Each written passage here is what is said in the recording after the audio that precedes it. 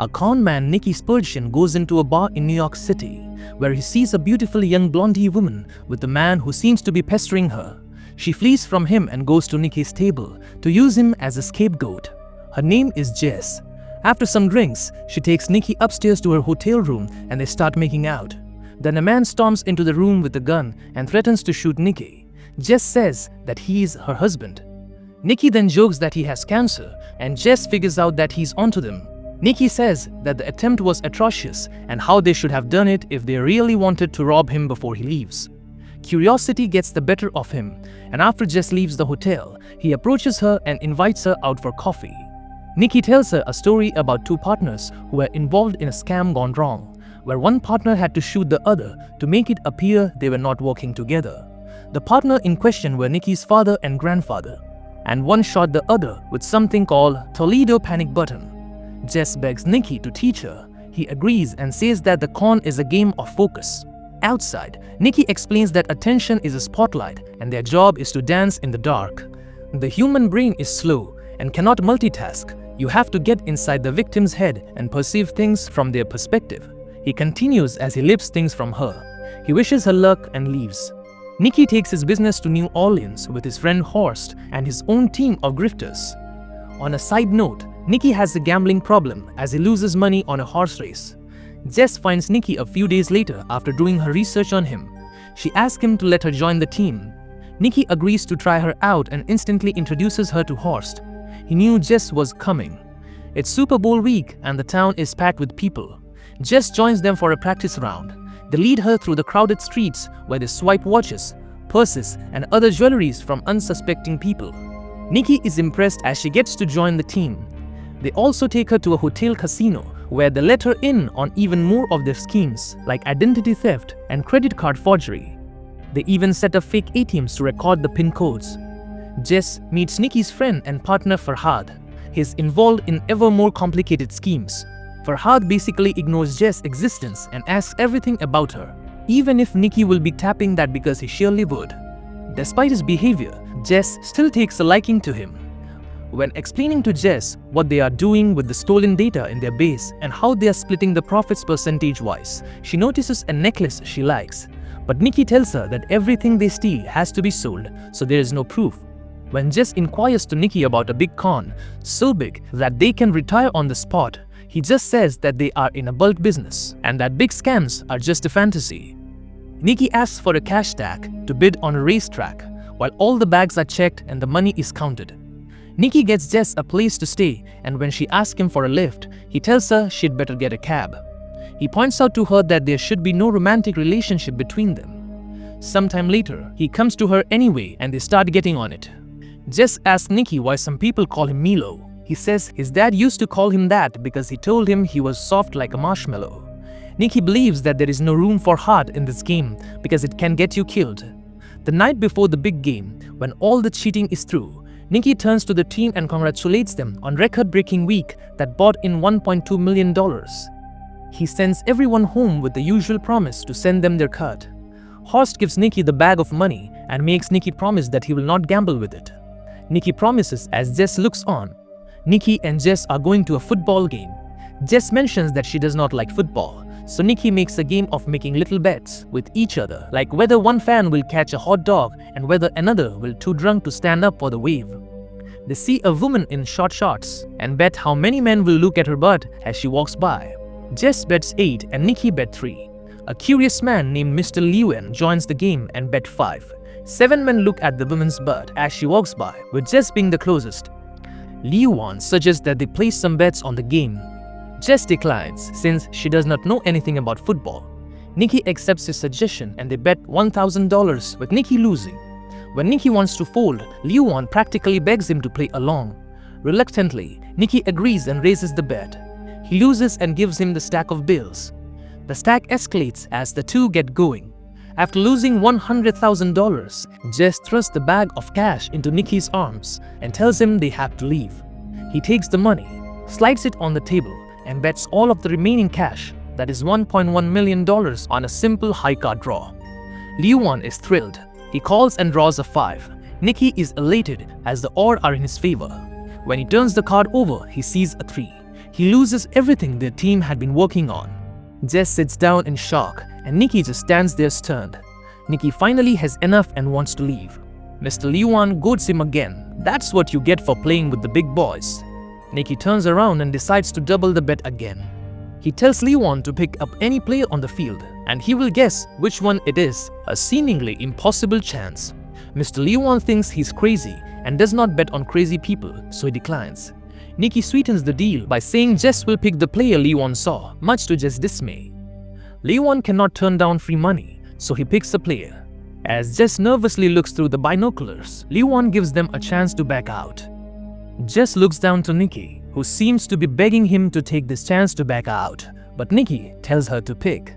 Jess nervously scans the players again. Suddenly, she spots Farhad, who is wearing a number 55 jersey. She grins and picks him. And to everyone's but Nikki's surprise, that's the right answer. On the cab ride home, Nikki, now carrying a lot of money, explains to Jess that this was planned from the beginning. He knew Liwan was a notorious gambler, so he set it up so Liwan would see the number 55 throughout the day, subconsciously making him pick that number when the moment was right. Nikki then has the taxi pull over while another car pulls up behind them. He instructs the cab driver to take Jess to the airport. He leaves her share of money and drives off without uttering another word. This leaves Jess confused and heartbroken. After 3 years in Buenos Aires, Argentina, Nikki is working with a billionaire race car owner named Rafael Garriga and his partner Owens. They are in possession of a revolutionary new fuel burn algorithm that will give them an edge in the upcoming season. However, Rafael is worried that his will not be enough. Therefore, Nikki is to pose as a disgruntled former employee of Rafael and sell a fake version to another team owner, McEwen, who is his biggest competitor. As a result, the competition gets slower while he gets faster. Nikki goes to a party at Rafael's mansion. He tells the bartender to pour him water and he asks for a vodka on the rocks, since he is an alcoholic, to give the impression that he's getting drunk. Nikki makes conversation with all the guests. When he goes to confront Rafael as a part of his plan, he sees Jess coming down the stairs in a stunning red dress and freezes. She kisses Rafael to Nikki's disdain. He then approaches Jess and she assures him that she is doing fine on her own and has moved on from the deceitful game. Nikki looks dejected and gets a glass of vodka. He gets poured water instead. Another bartender told everyone about his problem, so he does not even get a drink. After getting drunk on appletinis, Nikki plays his part as a disgruntled employee, but instead of shoving Rafael, he punches him right in the face, venting his pent-up anger at him for being with Jess. After Owen escorts Nikki out, he is approached by McEwen's guard and is given McEwen's credentials inviting him for lunch. The next day, while Nikki is having lunch with McEwen, Nikki finds it hard to concentrate on talking to him. He is irritated and stares at Jess, who is flirting with Rafael. They resolve to get back to each other later when they have definitive proof that the fuel burning algorithm Nikki has is real. He approaches Jess while she's away from Rafael and tells her not to trust him. She turns the tables and asks why she should trust Nikki after he left her behind. As she walks away, she tosses him his wallet, hinting that her game is still on point. Ricky strikes a deal with McEwen for 3 million euros after data shows Nikki's fake algorithm is credible. Nikki spends a lot of time trying to get closer to Jess, using nasty strategies like the old granny who loses her handbag just to talk to her. Jess tells Nikki everything he wants to hear in a flirty voice, and just before a kiss, she whispers softly, "I have learned a lot since we last met, and I'd love to show you, like how I learned to play men like I just played you." She tells Nikki to stay away from her. She's not falling for his bullshit again. As a last resort, Nikki brings in Farhad to convince Jess that she would give Nikki a break and that he's sorry about New Orleans. He hands her the necklace she had her eye on 3 years ago. Nikki manages to have another conversation with her. He tells her that he's not worked in a few years because it does not feel right and that he even turned to his father for help. Jess gets right to the point. "What do you want from me?" Nikki says he is a different person, but as much as she wants that, Jess has a hard time believing it because he is a fraudulent man. Jess leaves and was followed. When Nikki returns to his hotel suite, he sees Jess sitting next to his door. They make love. The next morning, he tells her he's leaving tonight and wants Jess to come with him. Right after that, Owen is at Nikki's door. He tries to get rid of him, but Owen just walks in while Jess tries to stay out of sight. Owen complains about his feelings towards the younger generation and Nikki's lack of progress on the job while pacing around flat like he's looking for someone. Jess escapes to the balcony, where she manages to elude Owens, and he leaves after setting down a package.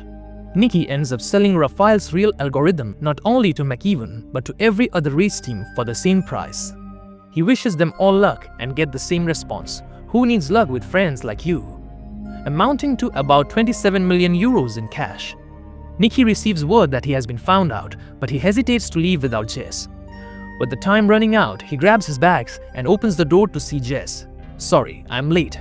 One of the McEwen's guards buys unusual things in a shop. The cashier gives him a look.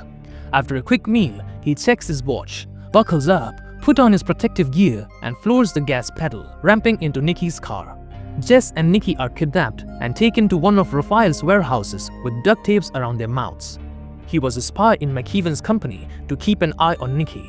Raphael tells Nikki that he knows he sold the real algorithm to McEwen for $3 million, but there's 27 million in his bags, from which he concludes that he sold the algorithm to everyone. Raphael wants to know how he got the real algorithm. He holds Jess's nose until Nikki starts talking. Nikki finally admits that he used Jess and put a bug on her necklace, so when she returned to Raphael's hotel room, the bug intercepted his computer password. Jess starts to cry. Raphael laughs because he knows it's a lie and takes the tape off her mouth. She admits to Nikki that Raphael is not her boyfriend. She just wanted his watch, which is worth 200,000. She never slept with him and was not even in his room, even though Raphael kept trying to get into bed with her. Jess did all this to make Nikki jealous and get the revenge. Nikki finally settles for telling the truth, and just as he's about to start, he's shot in the chest by Owens, which horrifies Garriga and causes him to leave. Nikki appears to be bleeding out while Jess cries and tells him she loves him. It looks like Nikki is going to die until Owens says he hit Nikki in the right place to avoid the major arteries, even though he punctured his lung.